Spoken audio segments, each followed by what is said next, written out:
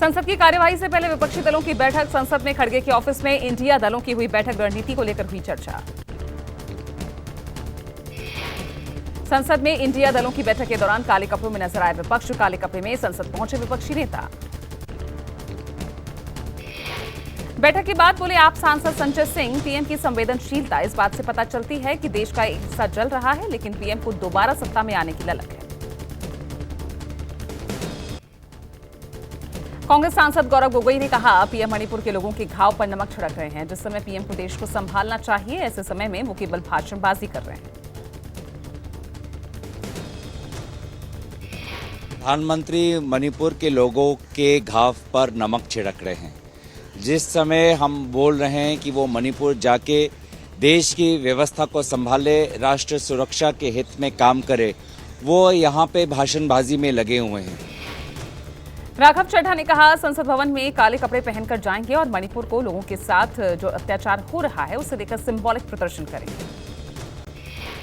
मणिपुर के लोगों के साथ जो अत्याचार हो रहा है और वहाँ पे जो बर्बरता भरा हैवानियत भरी घटनाएं घट रही हैं, उसके विरोध में हम लोग आज काले वस्त्र पहन के, ब्लैक ड्रेसेस पहन के आज सदन के भीतर जाएंगे, पार्लियामेंट।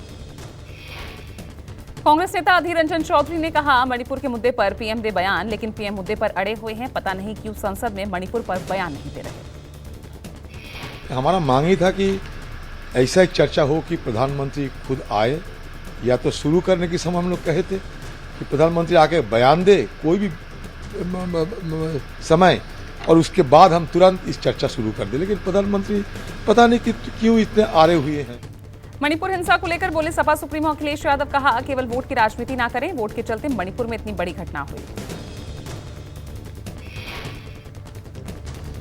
विपक्ष के काले कपड़े के जरिए विरोध पर बोले बीजेपी सांसद अर्जुन राम मेघवाल। कहा पीएम हमेशा आगे की सोचते हैं। क्या विकसित भारत के सपने को काले कपड़े पहनकर रोकना चाहते हैं? इस तरह से जो प्रधानमंत्री मोदी जी की जो पॉपुलैरिटी बढ़ रही है, उसको वो कुछ भी करें, कोई फर्क मुझे तो लगता पड़ने वाला नहीं है, क्योंकि जो प्रधानमंत्री जी की जो सोच है देश को आगे बढ़ाने की। बीजेपी सांसद लक्ष्मीकांत वाजपेयी ने विपक्ष पर हमला बोलते हुए कहा घर में काले कपड़े कम पड़ गए हुए, इसलिए आज काले कपड़े पहनकर आए हैं। विपक्ष सारी मान मर्यादा को भूल चुका है। एक उदाहरण तो दें कि जनतंत्र खतरे में पड़ा है, और अगर काले कपड़े पहन के आ रहे हैं तो घर में कपड़े खत्म हो गए होंगे, धुले हुए तैयार नहीं होंगे, तो आज काले कपड़े पहन के आ रहे हैं। मोदी सरकार को मिला वाईएसआर सीपी का समर्थन। दिल्ली सरकार के अधिकारियों से जुड़े बिल पर सरकार का साथ देगी वाईएसआर कांग्रेस। मोदी सरकार के खिलाफ लाए जा रहे अविश्वास प्रस्ताव का विरोध करेगी वाईएसआर कांग्रेस। सांसद विजय साई रेड्डी ने कहा दिल्ली से जुड़े अध्यादेश के बिल पर केंद्र सरकार के पक्ष में है वाईएसआर कांग्रेस। दोनों मुद्दों पर सरकार के पक्ष में वोट डालेंगे वाईएसआर कांग्रेस के नेता। राज्यसभा में वाईएसआर कांग्रेस के 9 सांसद हैं। राजस्थान के सीकर पहुंचे पीएम मोदी। प्रधानमंत्री किसान निधि की 14वीं किश्त जारी की। मेडिकल कॉलेज का किया शिलान्यास। राजस्थान के बाद गुजरात जाएंगे पीएम मोदी। सौराष्ट्र के लिए 2000 करोड़ रुपए के डेवलपमेंट प्रोजेक्ट का करेंगे लोकार्पण। राजस्थान सीएम और पीएमओ में Twitter war. Rajasthan CM Gehlot के आरोप पर पीएमओ ने दिया जवाब। प्रोटोकॉल के तहत सीएम को भेजा गया न्योता। गहलोत का दावा पीएम मोदी के प्रोग्राम से हटाया मेरा भाषण। पीएमओ ने बयान जारी कर कहा राजस्थान सीएम के लिए भाषण का समय भी तय था, लेकिन सीएम ऑफिस ने ही कार्यक्रम में आने की असमर्थता जताई थी।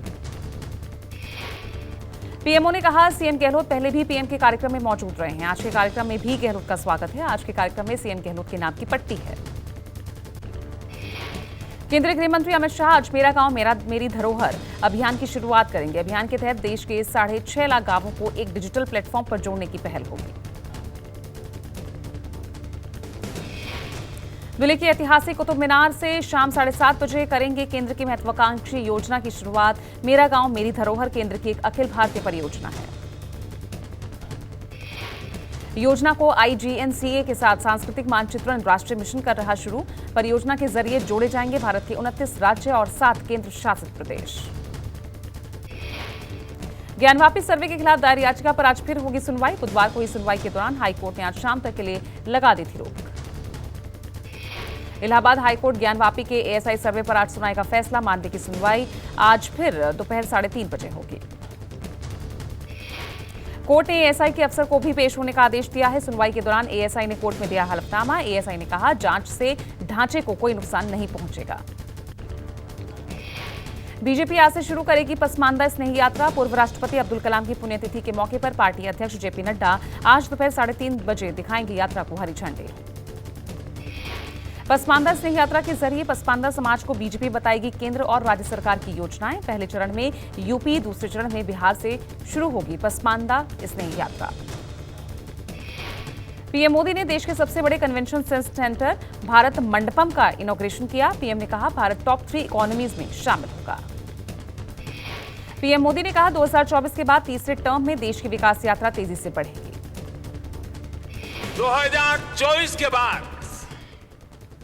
हमारे तीसरे टर्म में देश की विकास यात्रा और तेजी से बढ़ेगी और मेरे तीसरे कार्यकाल में आप अपने सपने अपनी आंखों के सामने पूरे होते देखेंगे।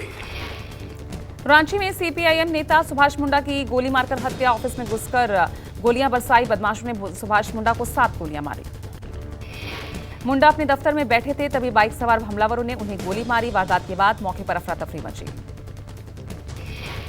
में थे और वहां पर आने के पश्चात उनके द्वारा फायरिंग की घटना को अंजाम दिया गया, जिसमें उनकी मृत्यु हो गई। पुलिस इस मामले का अनुसंधान। सुभाष मुंडा की हत्या के बाद लोगों ने विरोध प्रदर्शन के दौरान रोड को जाम किया। लोगों की मांग, अपराधियों को जल्द से जल्द गिरफ्तार किया जाए। घटना की जांच के लिए पुलिस ने विशेष जांच दल का गठन किया। पुलिस ने कहा, सभी एंगल पर मामले की जांच कर रहे हैं। कर्नाटक में सरकार और संगठन के बीच समन्वय सुनिश्चित करने के लिए कांग्रेस विधायक और नेताओं की बैठक। पार्टी के 30 विधायकों ने अपने निर्वाचन क्षेत्रों में विकास कार्य न होने को लेकर चिंता जाहिर की। ब्रिटेन के पूर्व प्रधानमंत्री टोनी ब्लेयर ने बुधवार को भुवनेश्वर में ओडिशा के मुख्यमंत्री नवीन पटनायक से मुलाकात की। केंद्रीय गृह मंत्री अमित शाह की अध्यक्षता में मध्य प्रदेश बीजेपी की अहम बैठक। भोपाल में 4 घंटे चली बैठक में आगामी चुनाव की रणनीतियों, प्रचार अभियान को लेकर चर्चा हुई। अमित शाह के भोपाल दौरे के बीच पोस्टर वॉर। कांग्रेस ने शाह के नाम पोस्टर लगाकर तंज कसा। पोस्टर पर लिखा था, सरकारी अत्याचार और बलात्कार मामले में नंबर 1 राज्य में आपका स्वागत है।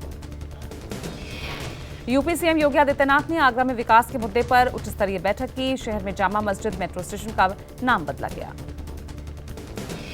मध्य प्रदेश के पूर्व सीएम और कांग्रेस नेता कमलनाथ ने बुधवार को किसानों के लिए किए 5 बड़े वायदे। बैंकर्स बकाया बिजली बिल को माफ करने के साथ साथ 12 घंटे बिजली देने, आंदोलनों के दौरान दर्ज केसेस वापस लेने का वादा किया। मध्य प्रदेश में सॉफ्ट हिंदुत्व नीति के तहत नर्मदा सेवा सेना गठित करने का ऐलान। 31 जुलाई को नर्मदा आरती से होगी शुरुआत। यूपी में समाजवादी पार्टी ने घोषित किए पार्टी के फ्रंटल संगठनों के अध्यक्ष। अनीश राजा बने मुलायम सिंह यूथ ब्रिगेड के नए अध्यक्ष।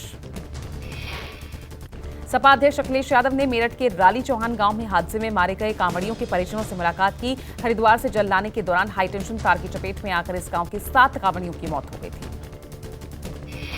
मणिपुर में जारी हिंसा के बीच 10 राजनीतिक दलों के नेताओं ने बुधवार को राज्यपाल अनुसुईया उइके से मुलाकात की।